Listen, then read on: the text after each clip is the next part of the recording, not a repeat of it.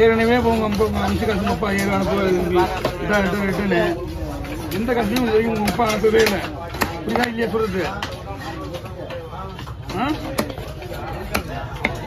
உங்க அப்பா அம்ச காசு இது வரைக்கும் ஒரு காசு கூட வந்து கிடையாது.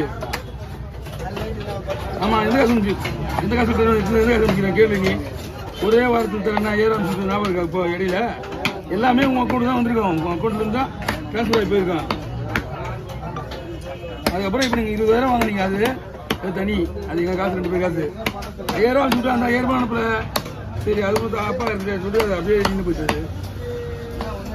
கொஞ்சம் பார்த்து காசு வந்து இங்கே கேட்டிங்கன்னா வாங்கினா உடனே ரிட்டர்ன் பண்ணணும். புரியுதா?